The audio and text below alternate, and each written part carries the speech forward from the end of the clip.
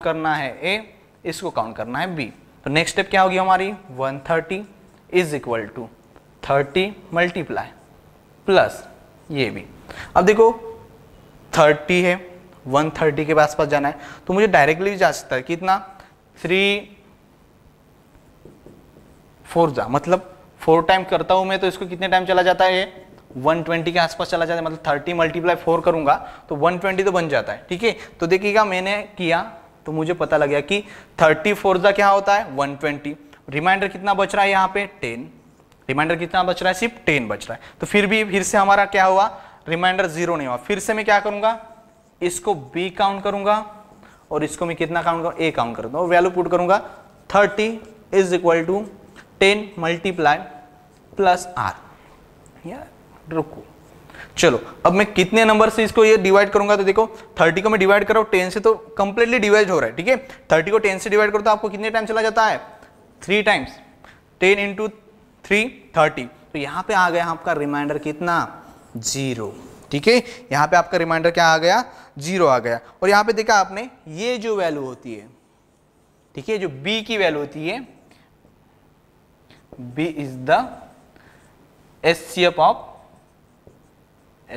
of the integers। ठीक है, जो लास्ट इक्वेशन में जब आपका रिमाइंडर 0 आता है तो जो बचा हुआ नंबर होता है तो आपका HCF b यानी कौन है भाई 10 इज द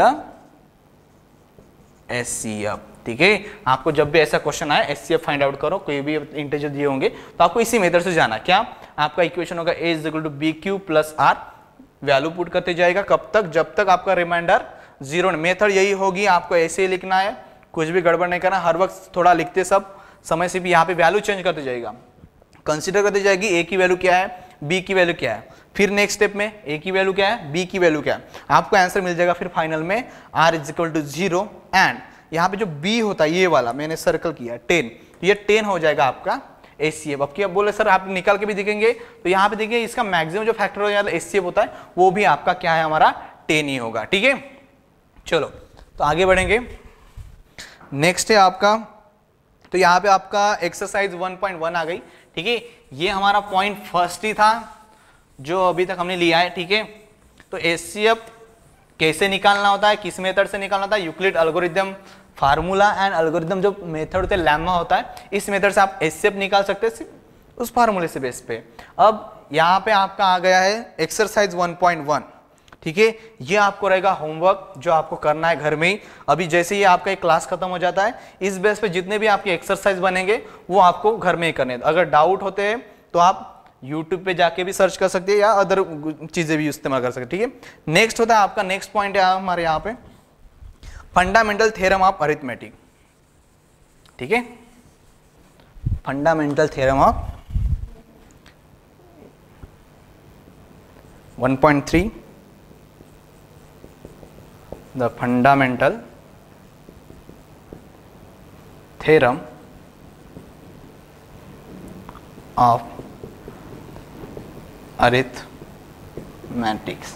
ओके, चलो अब फंडामेंटल यानी क्या होता है, जो बेसिक चीज होती है उसे कहते हैं फंडामेंटल। ठीक है, थ्योरम ऑफ अरिथमेटिक्स, अरिथमेटिक्स जो मैथमेटिक्स होता है आपकी उसी बेस पे हमको क्या निकालना होता है, जो चीजें होती है बेसिक, मतलब क्या आपको अब फैक्टराइजेशन पता होना चाहिए था।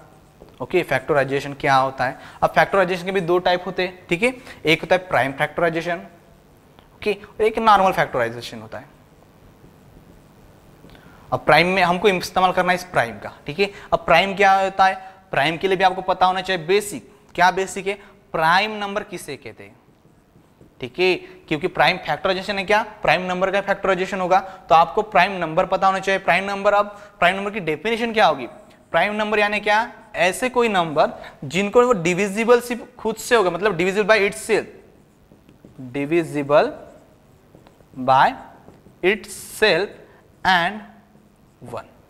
ठीक है, इटसेल्फ का मीनिंग मतलब खुद से, ऐसे नंबर जो अपने आप से डिवाइड होंगे और ओनली ऑन 1 से। ठीक है, ऐसे नंबर को हम कहते हैं प्राइम नंबर। अब प्राइम नंबर का फैक्टराइजेशन आपको यहाँ पे पढ़ने को मिलेगा क्योंकि हमको करना है फंडामेंटल थ्योरम ऑफ अरिथमेटिक। तो देखिएगा यहाँ पे मैं अगर कोई बड़ा नंबर लेता उस बड़े नंबर को हम क्या करेंगे, स्प्लिट करेंगे। ठीक है, अगर स्प्लिट करते हैं और किस में फैक्टराइज करते हैं, स्प्लिट करना यानी क्या करना, फैक्टराइज करना। अब मेरे पास एक कोई तो नंबर है, सपोज मान लो कि 1771 है, ठीक है, ये नंबर है, इतना बड़ा नहीं लेंगे, आपको समझेगा थोड़ा छोटा ही ले लेंगे, ठीक है। जैसे मैं लिखता हूँ 360 लिख लेता हूँ, ठीक है, ये 360 मेरे पास नंबर है, इस नंबर को मुझे करना है फैक्टराइज, ठीक है। अब तो मैं फिलहाल यहाँ पे आपको प्राइम फैक्टराइजेशन पढ़ूंगा, फैक्टराइज वाला नॉर्मल फैक्टराइज नहीं पढ़ूंगा। तो यहाँ पे प्राइम फैक्टर कैसे होंगे, देखिए सबसे पहले तो मैं 2 मल्टीप्लाई, इस नंबर को 2 पार्ट में डिवाइड करूंगा, मतलब 2 से मल्टीप्लाई करूंगा तो कितना बन जाएगा, 180 बनेगा, ठीक है। उसके बाद ये 2 तो 2 रहेगा ही रहेगा, इस 180 को मैं फिर से फैक्टराइज करूंगा, कितने से, 2 से करूंगा, चलो 2 से करता हूं, ये तो पूरे 2 से मिल जाएंगे मेरे हिसाब से, तो ये हो जाएगा 90, ठीक है। 90 के बाद इस 2 को वैसे करेगा, ये भी 2 भी वैसे रखो, इस 90 को 2 से डिवाइड कर दो तो क्या बनेगा मुझे, 45, बराबर है, 45 2 90, 90 2 180, 180 2 360, मतलब आप LHS is equal to RHS compulsory है, तो आप यहाँ पे आंसर अलग आ रहा है या आंसर गलत, नहीं वैसा नहीं होता, ठीक है। इसका इज इक्वल टू मीनिंग ही होता है आपका बैलेंस, ओके, इक्विवेलेंट होना चाहिए, यहाँ पे जो आंसर है या जो भी कुछ वैल्यू होगी ये इसके बराबर होनी चाहिए, ठीक है। तो यहाँ पे देखिएगा 45 2 इंटू 2 इंटू 2 इंटू, अब ये तो मैंने 2 लिख दिया, अब 45 को कैसे काउंट करेंगे, मतलब 45 को कैसे लिख सकते हैं हम, 15 3 जा, मतलब 15 3 जा लिख सकते हैं, या ऐसे भी 9 5 जा लिख सकते हैं आपके हिसाब से, चलो ओके, ये इजी चला जाएगा।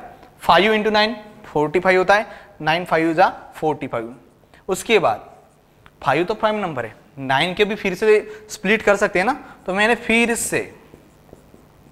से क्या किया, इस 9 को स्प्लिट कर दिया, 5 को तो स्प्लिट नहीं कर सकता, क्योंकि ये 5 और 2 हमारे प्राइम नंबर है, और यहाँ पे देखो अब क्या है, ये 9 को मैं कर सकता हूँ 3 इंटू 3, सही बात है ना, 3 इंटू 3 9 होता, ठीक है, 9 इंटू 5 45, 45 2 जा 180 सॉरी 45 2 जा 90, 90 2 जा 180, 180 2 जा 360, ये हो गए हमारे क्या 360 के प्राइम फैक्टराइजेशन, ये क्या है हमारे प्राइम फैक्टराइजेशन, ठीक है। अब इसी प्राइम फैक्टराइजेशन का हमको क्या करना है, इस्तेमाल करो। यहां पे आप देखो 2 कितने बार आया, 1 2 3 बार, तो मैं 2 की पावर 3 लिख सकता हूं, ठीक है। उसके बाद यहां पे 3 देखो, 3 कितने बार है, 1 2 3 2 बार आया है, और ये हमारे 5, ठीक है। तो ये हमारे 360 के प्राइम फैक्टराइजेशन जो हमारे यहाँ पे अरिथमेटिक, मतलब जो फंडामेंटल थ्योरम ऑफ अरिथमेटिक है, यहाँ पे हम पढ़ने वाले हैं, ठीक है। तो चलेगा, ऐसे ही आपको प्राइम फैक्टराइजेशन याद करने भी है और आने भी चाहिए। उसके बाद यहाँ पे दिया है, ये मिटा रहा हूं मैं थोड़ा, उन्होंने कहा है यहाँ पे, in general the prime factorization of natural number is unique, okay, the prime factorization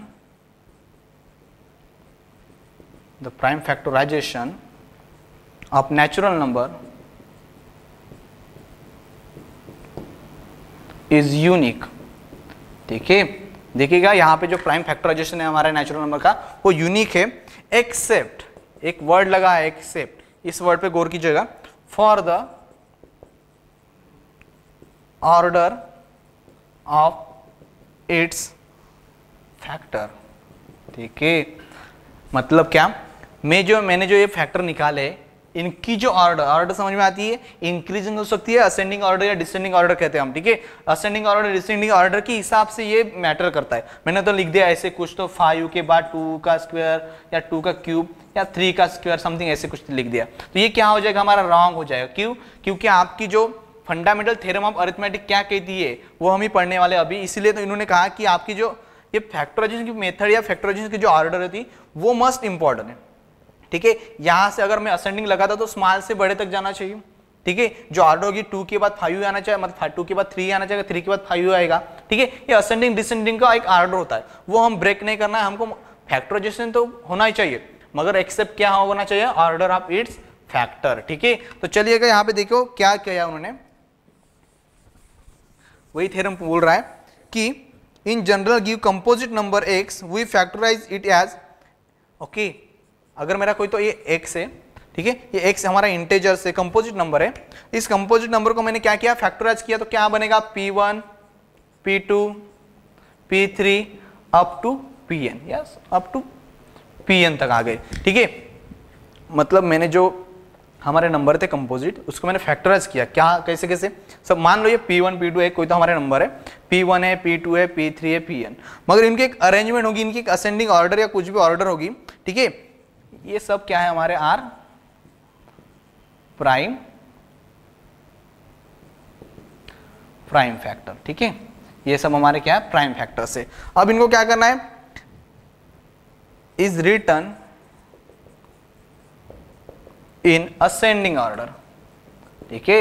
इनको अगर मैं असेंडिंग ऑर्डर में लिखता हूं तो किस फॉर्म में लिखूंगा, देखिएगा P1 इज ग्रेट मतलब लेस देन और equal to P2 is less than और equal to P3 up to is less than equal to Pn, ठीक है। इस ऑर्डर में हम क्या करेंगे, इसको लिखते चले जाएंगे। मतलब जो हमारे प्राइम नंबर होते हैं या प्राइम फैक्टर हो गए वो मैं इस ऑर्डर में लिखूंगा, तभी जाके मेरा जो थ्योरम ऑफ अरिथमेटिक्स है वो फॉलो होगा, ठीक है। इसलिए उन्होंने कहा है बस यही थ्योरम कहता है आपका। तो यहाँ पे एक थ्योरम है जो कि आपको क्या करना है भाई, असेंडिंग ऑर्डर में, मतलब फैक्टर जो भी होंगे वो एक ऑर्डर में होने चाहिए। किस में होने चाहिए भाई, ऑर्डर में होने चाहिए। उसके बाद एक और फार्मूला है जो आपको इंपॉर्टेंट है, वो फार्मूला क्या है आपका, HCF LCM वाला, ठीक है। अगर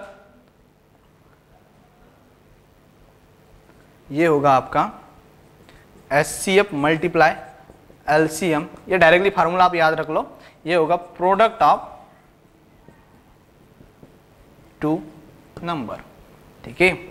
product of two number is equal to HCF multiply LCM। अब क्या होगा, यहां पे आप इस दूसरे फॉर्म में भी लिख सकते हैं, वन नंबर, ओके, या फर्स्ट नंबर, आपके हिसाब से ऐसे लिखेंगे, first number multiply second number, ठीक है, या HCF multiply LCM।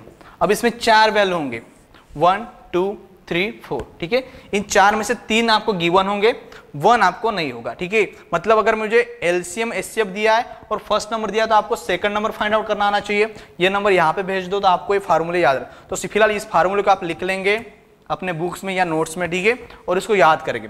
HCF multiply LCM is equal to first number multiply second number, वही है इन दोनों का प्रोडक्ट। मैंने वर्ड से भी यहाँ पे चेंज किया है, कंफ्यूज नहीं होना है। कभी कभी डायरेक्टली इन दोनों का प्रोडक्ट दिया होता है, ठीक है। जैसे मैंने कहा 2 × 5, ठीक है, इसका प्रोडक्ट तो 10 है, ठीक है। इसका प्रोडक्ट तो डायरेक्ट क्या मिलेगा मुझे, 10 मिलेगा। कभी कभी डायरेक्ट 10 भी हो सकता है या 2 × 5 भी हो सकते हैं, ठीक है। तो आपको ये दोनों भी चीजें याद रखनी है और ये फार्मूला याद रखना है। उसके बाद यहाँ इस बेस पे क्वेश्चन भी है, मगर हमारा क्लास बहुत ही लंबा चलेगा तो कोई बात नहीं, जो बचा था रुकिएगा, चलो आ गए, कोई बात नहीं।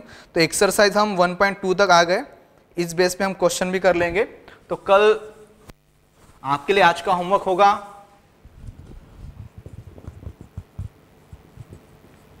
ठीक है, फर्स्ट है एक्सरसाइज 1.1, सेकंड है एक्सरसाइज 1.2, ठीक है। एक्सरसाइज 1.1 एंड एक्सरसाइज 1.2 ये आपका होमवर्क होगा पेज नंबर 11 पे, ओके। पेज नंबर 11 पे एक्सरसाइज 1.2 है जो आपको करके आना है।